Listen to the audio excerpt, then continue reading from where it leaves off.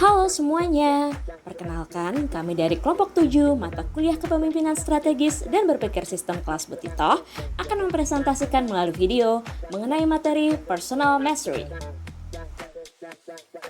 Pertama-tama, izinkan saya untuk memperkenalkan our best team ya.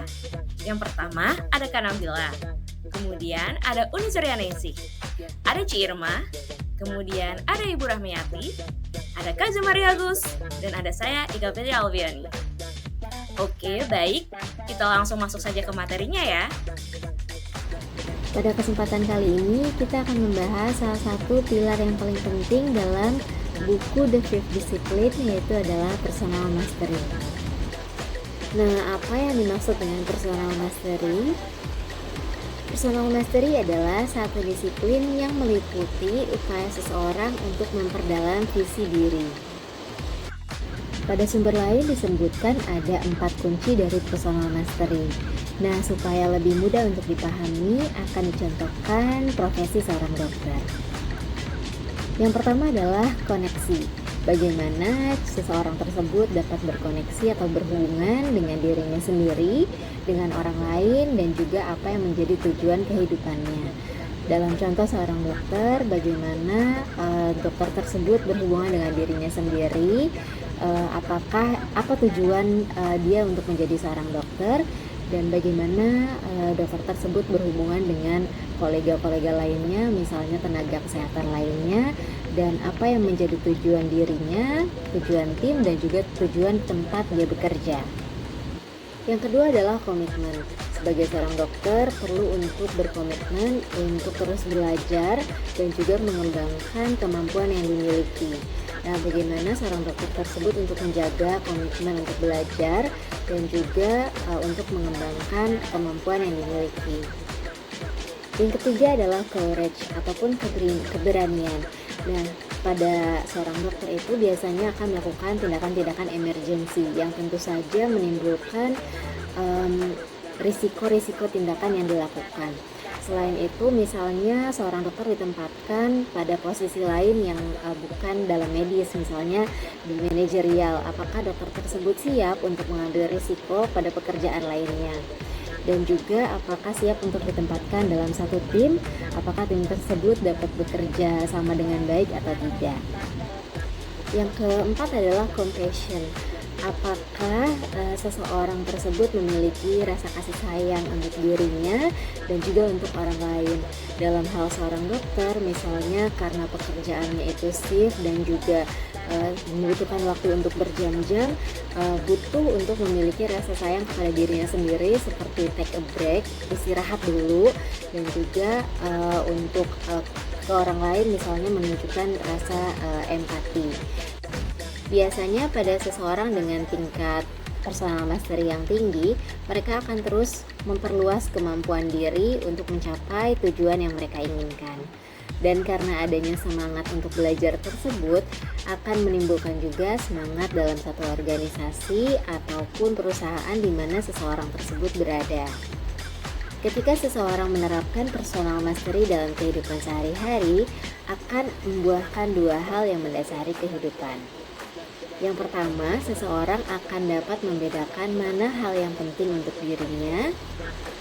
Dan yang kedua, seseorang akan terus mengembangkan kemampuan dan melihat realitas secara sebenarnya. Mereka juga tidak akan stuck dalam posisi yang sama dalam waktu yang lama dan tidak akan terjebak dalam zona nyaman. Izin Bu, saya akan melanjutkan paparan sebelumnya, yaitu The Discipline of Personal Mastery terdiri dari yang pertama personal vision, adalah gambaran atau pandangan pribadi seseorang tentang masa depan yang diinginkan atau tujuan hidup yang ingin dicapai dalam jangka panjang. Contohnya yaitu pengembangan pribadi. Saya ingin terus tumbuh dan berkembang sebagai individu. Saya akan terus belajar mengembangkan keterampilan baru dan menjalani kehidupan yang penuh makna. Visi saya adalah menjadi versi terbaik dari diri saya sendiri. Yang kedua adalah holding creative tension, yaitu konflik kreatif sebagai sarana untuk mendorong inovasi, pemecahan masalah, atau pencapaian tujuan. Contohnya tugas kelompok. Kelompok yang terlibat masing-masing memiliki pendekatan yang berbeda. Mereka dapat mempertahankan ketegangan kreatif dan menggali berbagai opsi dan solusi yang baik untuk menyelesaikan tugas. Yang ketiga, struktural konflik, the power of your powerlessness, adalah ketidaksetaraan dalam struktur sosial atau sistem tertentu penyebab munculnya konflik dan menciptakan ketegangan dalam kelompok. Contohnya konflik dalam tugas kelompok. Konflik yang muncul dalam kelompok karena salah satu anggota atau beberapa anggota merasa tidak memiliki kekuatan atau pengaruh dalam dinamika kelompok tersebut dan menjadi tantangan dalam mencapai tujuan kelompok dalam menjalankan proyek bersama. Assalamualaikum warahmatullahi wabarakatuh. Saya Irma Ismianti. Pada kesempatan kali ini saya akan melanjutkan paparan dari teman saya sebelumnya tentang the discipline of personal mastery. Yang keempat adalah commitment to the truth atau komitmen terhadap kebenaran. Jadi ini strategi sederhana untuk menghadapi konflik dalam struktural. Nah, di sini kita bisa menyampaikan kebenaran tentang realitas yang ada. Jadi kita menyampaikan kebenaran apa yang menjadi masalah-masalah di dalam struktural. Mungkin salah satu contohnya adalah diri saya sendiri. Saya banyak banget menghadapi kesulitan di saat mulai belajar di S2 IKM ini ya, di UI ini, karena saya sebagai seorang ibu rumah tangga dan tidak bekerja, mungkin tiba-tiba dihadapkan dengan beberapa tugas yang banyak sekali. Saya pada saat itu tuh bingung dari mana saya harus mengerjakan ini semua. Apalagi dalam mengerjakan tugas kelompok ya, teman-teman itu kan mungkin banyak angkatan yang muda-muda yang masih fresh dan ilmunya itu masih baru-baru. Sedangkan saya sudah lama tidak belajar, sudah lama tidak mengejar ilmu. Nah, dari situ apa yang saya lakukan pada saat itu, saya ngobrol dengan teman sekelompok untuk mencari solusinya. Saya memberikan kebenaran, saya mengakui bahwa saya tidak bisa atau saya tidak mengerti tentang apa yang sedang kita kerjakan saat ini. Di saat saya mengakui kekurangan saya atau saya menyampaikan realitas yang ada tentang diri saya, beberapa teman membantu saya gitu, dari mulai dari mana saya harus mencari artikel, dari mana saya harus mencari jurnal atau tentang Turnitin dan lain-lain. Jadi komitmen to the truth itu adalah sebenarnya intinya sampaikan apa yang seharusnya disampaikan, sampaikan realitas yang ada sehingga orang-orang sekitar kita bisa membantu untuk memecahkan solusinya bersama-sama. Sekarang kita masuk yang kelima, using the subconscious atau mendayagunakan pikiran bawah sadar. Itu adalah suatu kemampuan yang didapat dari dalam diri kita sendiri. Jadi sebenarnya kita mempunyai kemampuan alam bawah sadar yang biasanya itu bisa bertindak atau dia bisa melakukan tindakan-tindakan yang tepat dalam menghadapi suatu masalah yang dinamis. Dan lagi-lagi mungkin contohnya adalah yang paling dekat adalah diri saya sendiri ya. Kalau misalnya saya berpikiran negatif di dalam alam bawah sadar saya berpikiran bahwa saya tidak bisa melanjutkan studi ini dengan berbagai masalah yang ada gitu kan, dengan teman-teman yang sangat muda atau teman-teman yang sudah expert di bidangnya. Bukan di sini kan di IKM ini kan penuh dengan orang-orang yang sudah sangat expert di bidang kesehatan, sedangkan saya memang sudah lama tidak bekerja di dunia ini gitu kan. Terus juga ada beberapa anak-anak juga kan yang baru lulus dan itu ilmunya masih fresh, dan saya ini tidak ada di antara kalian berdua ini. Jadi saya bukan seorang expert di bidang kesehatan, jadi kadang-kadang kalau kalian ngomongin masalah kesehatan, masalah puskesmas, dinkes, itu saya seperti kayak melongo gitu. Oh ini apa nih? Kalau misalnya saya menanamkan di dalam alam bawah sadar saya bahwa saya tidak mampu, saya tidak bisa melanjutkan studi, pasti alam bawah sadar saya akan merekam itu dan dia akan memberikan output yang negatif sehingga saya benar-benar tidak bisa melakukan dan saya tidak bisa benar-benar melanjutkan studi. Tetapi bila saya menanamkan bahwa saya bisa, saya mampu, saya masih mau belajar, itu pasti alam bawah sadar saya akan merekam itu semua dan mereka akan merefleksikannya dengan tindakan-tindakan saya yang tepat untuk memecahkan masalah ini semuanya gitu. Jadi saya bisa mengambil tindakan secara tepat dalam yang tanpa saya sadari. Misalnya sekarang saya sudah mulai terbiasa dengan tugas-tugas yang banyak, saya sudah mulai bisa mengatur jadwal-jadwal sesuai dengan urutan deadline-nya dari tugas tersebut, dan itu tanpa saya sadari manajemen itu terbentuk dari alam bawah sadar saya. Selamat siang teman-teman, kita lanjutkan pembelajaran kita tentang personal mastery. Salah satu bagian dari personal mastery adalah bagaimana berpikir secara realistis atau logis dan sewaktu-waktu dipadukan dengan cara berpikir insting sehingga menghasilkan keputusan yang lebih baik pada proses mencapai visi pribadinya.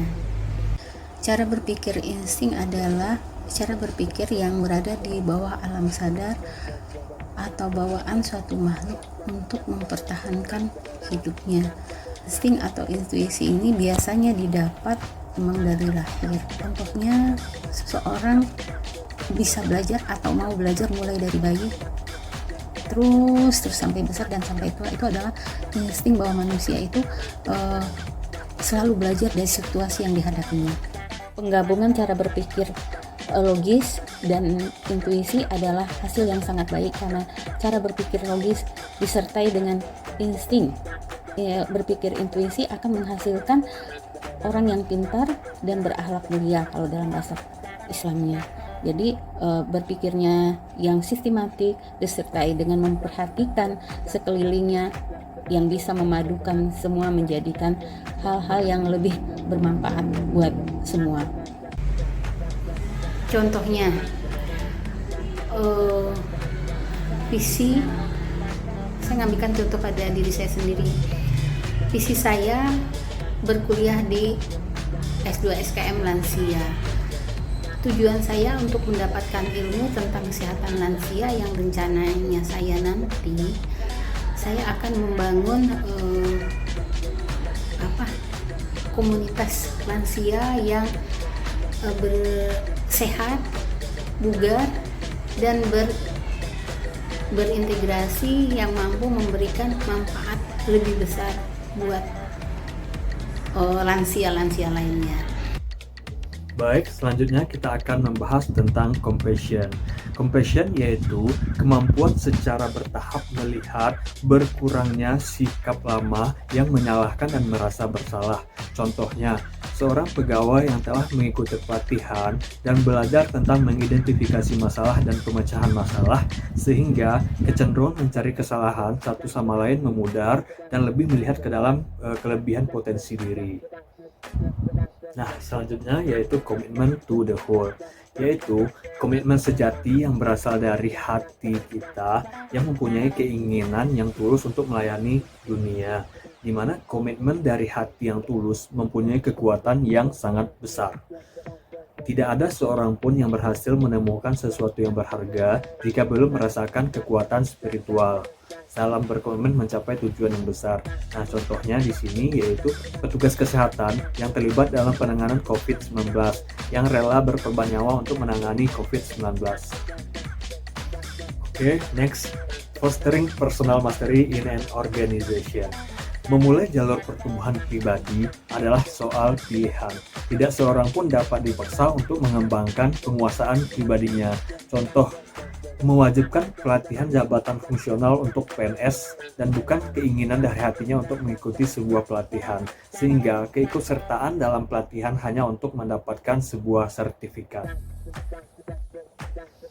Lalu apa yang harus dilakukan pemimpin dalam organisasi? Yaitu pemimpin harus menumbuhkan iklim organisasi di mana prinsip penguasaan pribadi dipraktekkan dalam sehari-hari. Bisa dilakukan dengan dua cara. Yang pertama yaitu memperkuat gagasan bahwa pertumbuhan pribadi benar-benar dihargai dalam organisasi. Yang kedua, menciptakan lingkungan yang mendukung. Nah, menjadi seorang pemimpin adalah menjadi teladan. Maka pemimpin harus berkomitmen terhadap penguasaan pribadinya. Tindakan lebih berarti daripada kata-kata. Maka seorang pemimpin harus memberikan contoh yang baik kepada bawahannya, karena sebaik-baik nasihat adalah dengan memberikan contoh. Sekian presentasi dari kami mengenai personal mastery. Terima kasih kepada semua yang telah menonton video ini ya. Mari kita bersama-sama mengaplikasikan personal mastery ini sebagai langkah awal menuju kesuksesan. Semoga kita semua dapat mencapai tujuan kita bersama ya. Terima kasih.